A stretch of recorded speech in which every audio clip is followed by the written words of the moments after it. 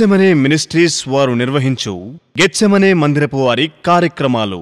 ఒంగోలు కరుణాకాలనీ. రండి, మీ దుఃఖదినములు సమాప్తమగును. మీరు ఆర్థిక సమస్యల్లో అప్పుల్లో ఉన్నారా? చదువు, ఉద్యోగ వ్యాపారాల్లో నష్టపోయి ఉన్నారా? వ్యాధి బాధల చేత వేసారి నలిగి కృంగి ఉన్నారా? రండి, పాస్టర్ గిజ్జోన్ శంకర్ గారు వాక్యాన్ని బోధించి మీ సమస్యల కొరకు ప్రార్థించెదరు.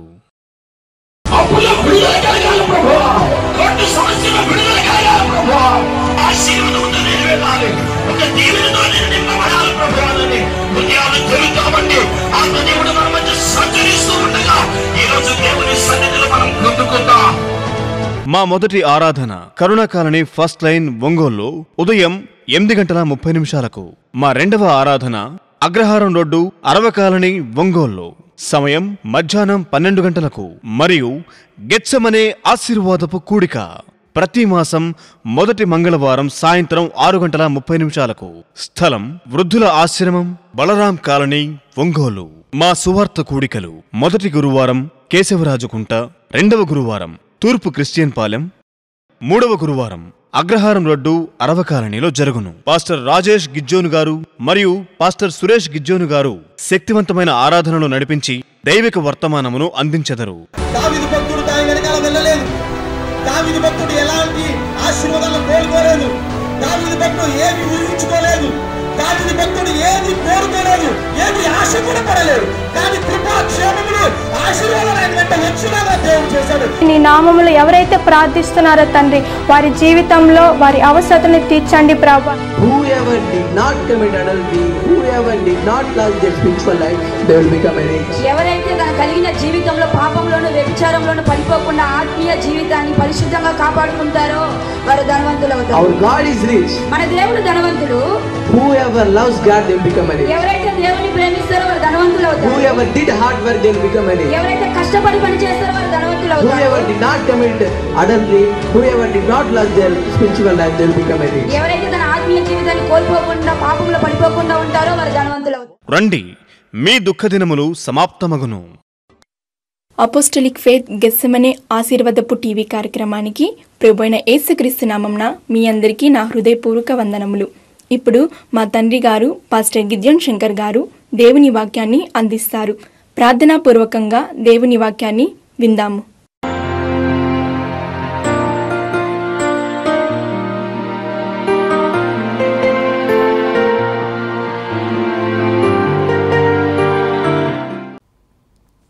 దేవునికి ప్రియమైన వారలారా, మీరందరూ బాగున్నారా? మరొకసారి ఈ అపోస్టలిక్ ఫెయిత్ గెత్సెమనే ఆశీర్వాదపు కార్యక్రమాల్లో మీతో కలుసుకోవటానికి మహాదేవుడు కృపను అనుగ్రహించాడు. ఈ వర్తమానాలు విని నేను, పిల్లలు మరి పెద్ద కుమారుడు గిద్యోన్ రాజేష్, గిద్యోన్ సురేష్ అందిస్తున్న వర్తమానాలు మీ జీవితాల్లో ఆత్మీయంగా ఎదుగుదలకు, అభివృద్ధికి మరి ఆశీర్వాదానికి కారణంగా ఉన్నదని మేము భావిస్తూ ఉన్నాం. మీ నిమిత్తం మేము ప్రార్థన చేస్తూ ఉన్నాము. ఈ ఛానల్ ద్వారా, ఈ యొక్క మినిస్ట్రీ ద్వారా మరి సేవా సువార్త ఇంకా ముందు కొనసాగాలని మా నిమిత్తం కూడా మీరు ప్రార్థించవలసిందిగా ప్రభు పేరట మనవి చేస్తూ ఉన్నాను. ప్రియులారా, పరిస్థితి ప్రభావాలన్నీ కూడా తారుమారుగా ఉన్న పరిస్థితిలో కూడా బలహీనతలు, అనారోగ్యాలు, ఈ వైరస్ ప్రాబ్లాలు, ప్రభుత్వంలో మరి ఇలాంటి మార్పులు, భూకంపాలు, కరువుల మధ్య దేవుడు మరి 10 మాసాలు నెట్టుకుంటూ వచ్చి 11వ మాసంలో కూడా ఈ 2020లో ఆయన అడుగుపెట్టేటట్లుగా కృప అనుగ్రహించి ఉన్నాడు. అందును బట్టి దేవునికి మహిమ కలుగునుగాక. ప్రియులారా, ఈ దినము దేవుని వాక్యాన్ని మనము ధ్యానించుకుందాము. మీరు ఏ ప్రాంతంలో, ఏ స్థలంలో ఉన్నారో ప్రార్థనాపూర్వకంగా మీరున్న స్థలాల్లో మీరు ఈ వర్తమానాలు వినాల్సిందిగా ప్రభు పేరట మనవి చేస్తున్నాను. ఈ దినము దేవుని వాక్యములో నుండి ప్రియులారా, అపోస్తలుల కార్యములు 13వ అధ్యాయంలో 22వ వాక్య భాగాన్ని మనం చదువుకున్నప్పుడు ఇలాగ రాయబడుతుంది. తరువాత అతనిని తొలగించి దావీదును వారికి రాజుగా ఏర్పడెను. మరియు ఆయన, నేను యెషయి కుమారుడైన దావీదును కనుగొంటిని. అతడు నా ఇష్టానుసారుడైన మనుష్యుడు. అతడు నా ఉద్దేశములన్నీ నెరవేర్చునని చెప్పి అతనిని గురించి సాక్ష్యం ఇచ్చాను. మంచిది ప్రియులారా, ఇక్కడ ఈ చదవబడిన వాక్య భాగంలో అపోస్తలుల కార్యం 13:22లో అపోస్తలుల కార్యాన్ని లూకా గారు రచించినట్లుగా మనం చూస్తాము. మనం వెనక్కి వెళ్తే ఆ భావన మనకు తెలియపరుస్తూ ఉన్నది. ఇందులో దావీదుని గూర్చి చెప్తున్నాడు కదా, దావీదుని నేను కనుగొన్నాను, అతడు నా ఇష్టానుసారుడైన మనుష్యుడు. చిన్న ప్రార్థన చేద్దాం. ప్రేమ కలిగిన మా తండ్రి, మీకు వందనాలు, స్తోత్రాలయ. ఇంతవరకు మీరు మా సన్నిధిని నడిపించినందుకు స్తోత్రాలు. ఈ అపోస్తలిక్ ఫెయిత్ గెచ్చమనే ఆశీర్వాదపు కార్యక్రమాల్లో మరొక సంవత్సరం, మరొక మాసం, మరొక వారం కూడా మీరు నడిపిస్తున్నందుకు స్తోత్రాలు. ఈ వర్తమానాలు వింటున్న బిడ్డలకు ప్రభువా, నేను బోధిస్తుండగా నా శరీరాన్ని, రక్తమాంసాలను మరుగుపరిచి ప్రభువా మీరు విరిచి, మీరు ఆత్మ సంబంధమైన భావాలతో మీరు వడ్డించండి. ఎవరు ఏ ప్రాంతంలో నుండి వాక్యాన్ని వింటున్నారో, వారికి ఏ అవసరత ఉన్నదో, ఏ అక్కర ఉన్నదో ప్రభువా, ఈ వాక్యము ద్వారా, స్వచ్ఛమైన వర్తమానము ద్వారా వారి జీవితాల్లో ఉన్న శోధనలు, బాధలు విడుదలిచ్చి ప్రభువా ఇది 30, 60, 100 ఫలింపును అనుగ్రహించమని యేసు నామమున ప్రార్థించి అడిగి పొందుకొని ఉన్నాము తండ్రి, ఆమేన్. ప్రియులారా, చదవబడుతున్న వాక్య భాగంలో మనం నేర్చుకునే భాగం ఏమిటంటే, ఇక్కడ దావీదుని గూర్చి చెప్పబడుతుంది కదా. దావీదుని గూర్చి ఏమని రాయబడుతుందంటే, మరి యెషయా కుమారుడైన దావీదును కనుగొంటిని అంటున్నాడు. అంటే దేవుడు ప్రియులారా దావీదుని కనుగొని ఆయన ఏర్పరచుకున్నాడు, ఎన్నుకున్నాడు.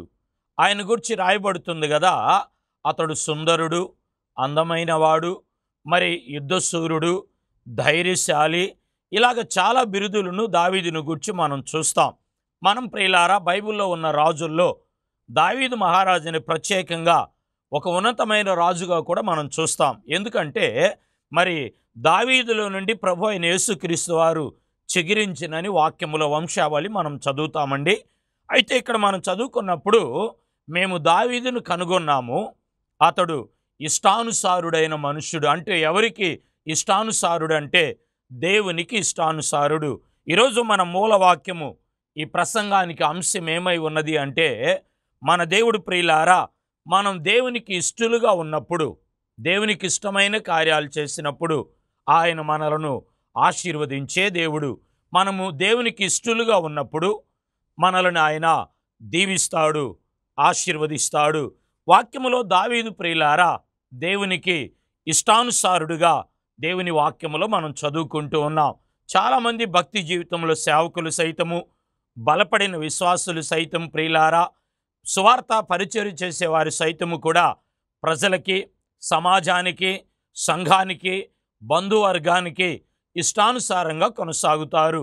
దేవుని వాక్యము ఏమని సెలవేయబడుతుందంటే ప్రియులారా, మనము దేవునికి ఇష్టలుగా ఉండాలి. దావీదు దేవునికి ఇష్టడుగా ఉన్నట్లుగా దేవుని వాక్యములో మనం చదువుకుంటూ ఉన్నాం. సమూయేలు గ్రంథములో 2వ సమూయేలు 22వ అధ్యాయము 20వ వాక్య భాగంలో ఏమని రాయబడుతుందంటే ప్రియులారా అంటున్నాడు, అతడు నాకు ఇష్టడు గనుక నేను అతనిని తప్పించెదను. స్తోత్రం, హల్లెలూయా, ఆమేన్, హల్లెలూయా. వాక్యంలో చదువుతున్నాం ప్రియులారా, ఆయన తప్పిస్తాను అంటున్నాడు. అనగా శ్రమల మధ్య, కష్టాల మధ్య, అవమానముల మధ్య, నిందల మధ్య, పోరాటాల మధ్య, వస్తున్న కొత్త వ్యాధుల మధ్య ఆయన తప్పించే దేవుడు. మనల్ని ప్రియులారా నడిపించే దేవుడు. ఆయన మనలను కాపాడే దేవుడు. అయితే ఆయన మనల్ని తప్పించాలి, ప్రియులారా దీవించాలి, ఆశీర్వాదాలతో నింపి తన వాగ్దానాలను నెరవేర్చాలి అంటే మనం చేయాల్సిన పని ఏమిటంటే, వాక్యంలో మనం చదువుతున్నాం, దేవునికి మనము ఇష్టలుగా ఉండాలి. నా ప్రియ సహోదరి సహోదరులారా, ఈ అపోస్తలిక్ ఫెయిత్ గెచ్చమనే ఆశీర్వాదపు కార్యక్రమాల్లో దేవుడు మీతో మాట్లాడుతూ ఉన్నాడు. ఏదో సందర్భంలో, ఏదో ప్రాంతంలో, ఏదో స్థలములో నుండి మీరు విచారంగా ఉన్నారు, కృంగిపోతూ ఉన్నారు. దేవుడు నన్ను తప్పియలేదు, దేవుడు నన్ను దీవించలేదు, దేవుడు నా వాగ్దానాలు నెరవేర్చలేదు, దేవుడు పడిన స్థితిలో నుండి నన్ను లేపలేదని ఆలోచన కలిగి ఉన్నావు. నిరాశతో, అవిశ్వాసంగా వెనకంజి వేస్తూ ఉన్నావు. ఈరోజు దేవుడు మాట్లాడుతున్నాడు కదా, నీవు దేవునికి ఇష్టడుగా ఉన్నావా లేదా? మనుషులకి, లేక బంధువర్గానికి, సమాజానికి, నాయకులకి ప్రియులారా మీరు ఇష్టలుగా ఉన్నారేమో. దేవునికి మనం ఇష్టలుగా ఉన్నప్పుడు, దేవుని ఇష్టాన్ని మనం నెరవేర్చినప్పుడు ప్రియులారా ఆయన తప్పించే దేవుడు.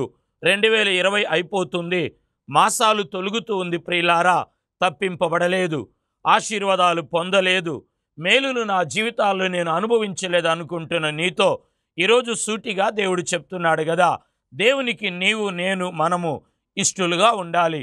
వాక్యములో కూడా చదివాం కదండి, అతడు నాకు ఇష్టడు గనుక నేను అతన్ని తప్పించెదను. దావీదుని అనేక సందర్భాల్లో, అనేక స్థలాల్లో, అనేక ప్రాంతాల్లో ప్రియులారా, అనేక శత్రువుల మధ్య దేవుడు తప్పించాడు. ఎందుకంటే దేవునికి తాను ఇష్టడుగా ఉన్నాడు. చాలామంది అనుకుంటారు కదా, దేవునికి ఇష్టంగా ఉండటం అంటే ప్రియులారా ఏదో గొప్ప కార్యాలు, ఏదో మరి ఈ భూమి మీద మనం చేస్తే దేవునికి ఇష్టలు అని అనుకుంటారు. కొంతమంది పెద్ద పెద్ద మందిరాలకు, పెద్ద పెద్ద సంఘాలకు వెళ్తే ఇష్టలం అయిపోతాం అనుకుంటారు.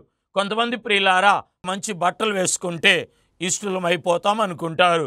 కొంతమంది వారి పితరుల పేరులో, నామములో దాన ధర్మాలు, కానుకలు 10 మంది చూసేటట్లుగా ఇస్తే దేవునికి మేము లేక నేను ఇష్టలం అయిపోతాము, మా పరిచర్య, మా సేవ దేవునికి ఇష్టమవుతుందని భావనతో, ఆలోచనతో ఉంటున్నారు. అది పొరపాటు ప్రియులారా.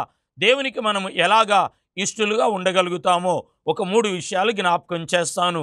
ఈ 3 విషయాలు కనుక మనం దేవునికి ఇష్టలుగా ఉంటే దావీదుని ప్రియులారా ఎలాగ 3 విషయాల్లో దీవించాడో నేను మీతో పంచుకోబోతున్నాను. మీరు ఎలాంటి స్థితిగతుల్లో ఉన్నా ఈరోజు ఈ టీవీ కార్యక్రమం ముందు, టీవీ ముందు కూర్చొని ప్రియులారా మీ కుటుంబంలో, మీ హృదయంలో ఏదో కార్యము నెరవేర్చబడకుండా మీరు నిరాశగా నలిగి ఆగి ఉన్నారు. ఈరోజు మిమ్మల్ని మీరు వాక్యములు సరిచేసుకోనండి. ఈ అపోస్తలిక్ ఫెయిత్ గెత్సెమనే ఆశీర్వాదపు కార్యక్రమాల ద్వారా ప్రభు మీకు విడుదల ఇవ్వబోతున్నాడు. ప్రభు మీ జీవితాల్లో గొప్ప కార్యం చేయబోతున్నాడు. ప్రభు ప్రియులారా వాగ్దానాన్ని నెరవేర్చబోతున్నాడు. దేవునికి స్తోత్రం, హల్లెలూయా. దేవునికి మనము ఇష్టలుగా ఉండటం అంటే నెంబర్ 1, రోమీయులకు రాసిన పత్రిక 14వ అధ్యాయంలో 17వ వాక్య భాగాన్ని మనం చదువుకున్నప్పుడు అక్కడ ఇలాగా దేవునికి ఎవరు ఎలాగా ఇష్టలుగా ఉండగలుగుతారో మనం చదువుకుంటామండి. దేవుని రాజ్యము భోజనమును పానమును కాదు గాని నీతియు సమాధానమును పరిశుద్ధాత్మ యందలి ఆనందమునై ఉన్నది. 18లో మనం చదువుకున్నప్పుడు ఆ ప్రతి విషయము ఈ విషయమందు క్రీస్తునకు ఎవరైతే దాసుడై ఉంటారో వారు దేవునికి ఇష్టలును మనుషుల దృష్టికి యోగ్యులై ఉన్నారు. దేవునికి మహిమ కలుగును గాక. హల్లెలూయా, ఆమేన్, హల్లెలూయా.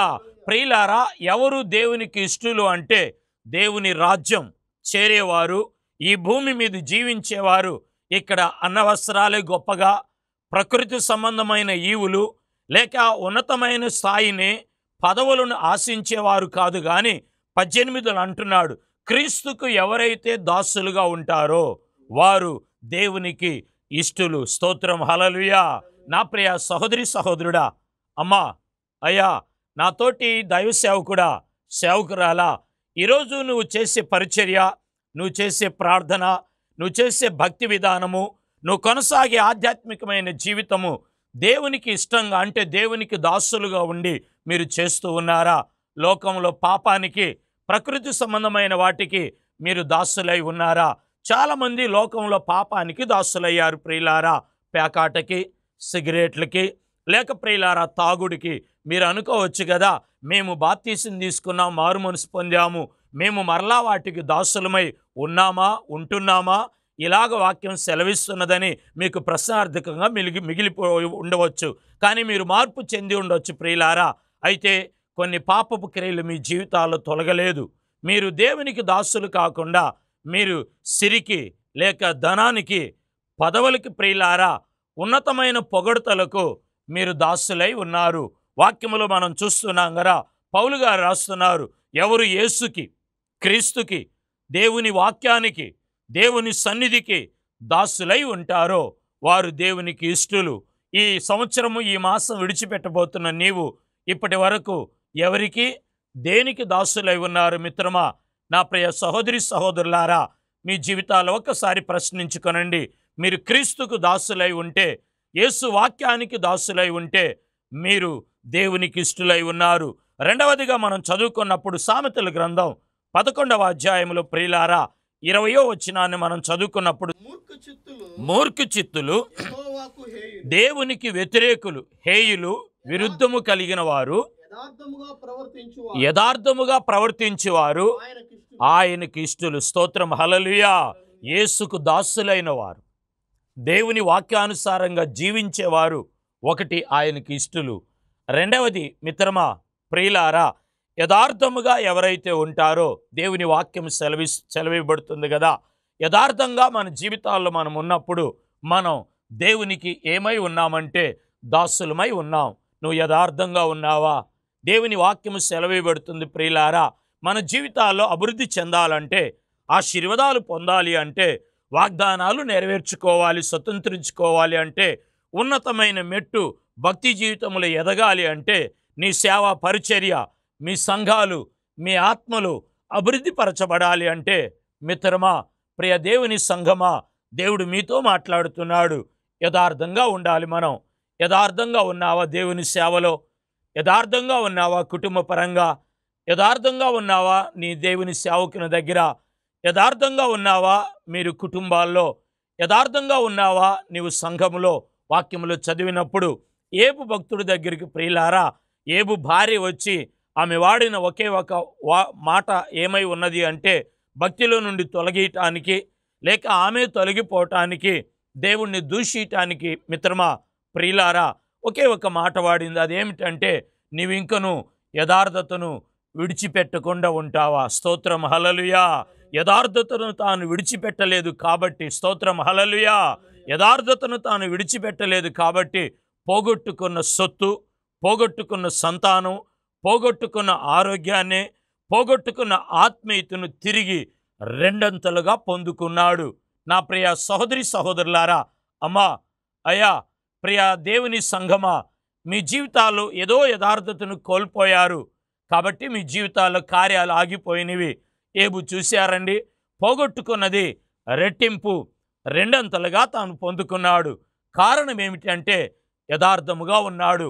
వాక్యములో రాయబడుతుంది కదా, తన ఎడల యథార్థ హృదయము గల వారిని బలపరచుటకు యెహోవా కనుదృష్టి లోకమంతా సంచారము చేయుచున్నది.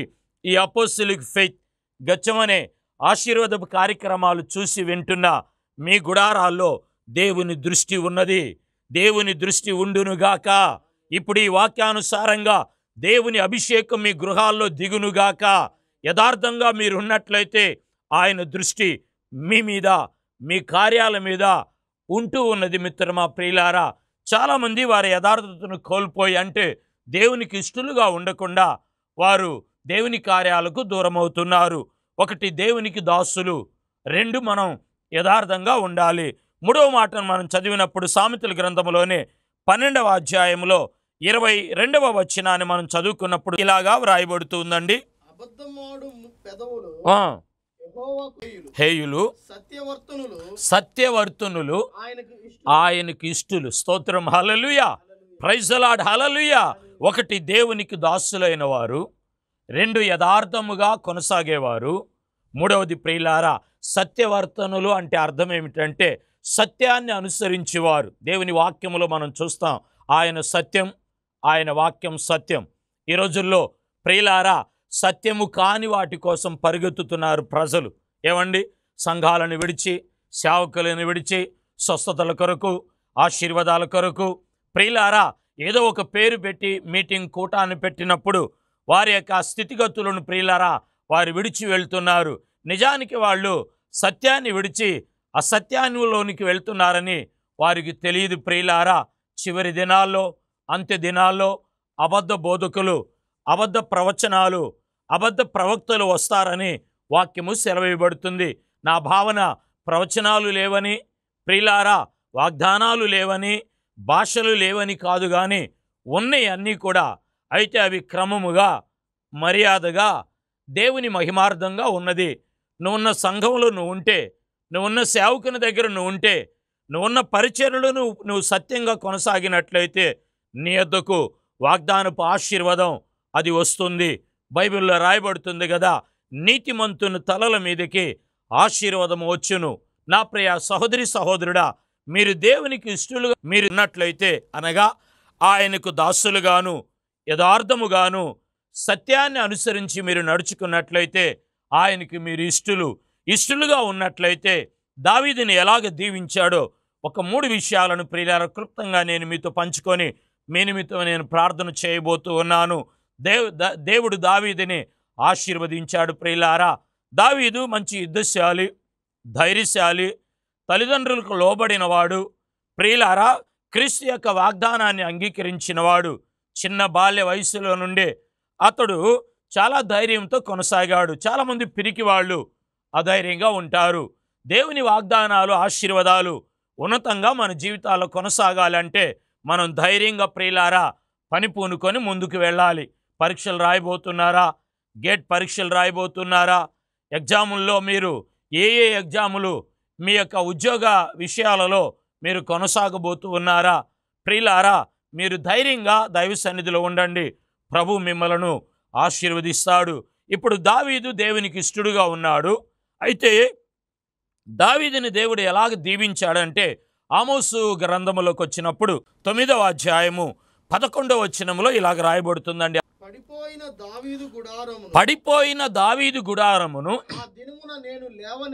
ఆ దినమున నేను లేవనెత్తి దాని గోడలన్నీ నేను బాగు చేసి దాని పాడైపోయిన చోటులు స్థలమంతా కూడా దాన్ని బాగు చేసి, అంటే అక్కడ అంటున్నాడు వాక్యములో నుండి ప్రియులారా మనం చదువుకున్నప్పుడు దావీదుని దీవించిన విధానం ఏమిటంటే ఆ దినమున పడిపోయిన దావీదు గుడారమును లేవనెత్తి నిలబెట్టి పోయిన చోటెల్లా బాగు చేసినని వాక్యములో మనం చదువుకుంటున్నాం. మిత్రమా, ప్రియులారా, దావీదు గుడారం పడిపోయిందని కాదు కానీ, కూలిపోయిందని కాదు కానీ దానికి అర్థం దావీదు ఆత్మీయ స్థితిలో పడిపోయినప్పుడు, అవిశ్వాసములో నిరాశగా పడిపోయినప్పుడు, కొన్ని సందర్భాల్లో వెనకంజ వేసినప్పుడు దేవుడు అతన్ని లేవనెత్తాడు, పరిశుద్ధపరిచాడు, నిలబెట్టాడు, అభిషేకించాడు. మిత్రమా, ప్రియులారా, ఎందుకు దావీదుని దేవుడు విడిచిపెట్టలేదో తెలుసా?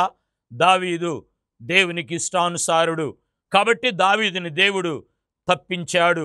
ఈ రోజున ఏదో స్థితిలో పడిపోయి ఉన్నావు, ఏదో స్థితిలో నువ్వు కృంగి ఉన్నావు, ఏదో స్థితిలో నలిగి ఉన్నావు, నీ గుడారం కృంగి ఉన్నది, నీ యొక్క కార్యాలన్నీ కూడా పడిపోయి ఉన్నవి, మీ జీవితాల్లో మీరు నిరాశగా నలిగి ఉన్నారు. మిత్రమా, ప్రియులారా, దేవుడు ఈరోజు మాట్లాడుతూ ఉన్నాడు కదా మీతో.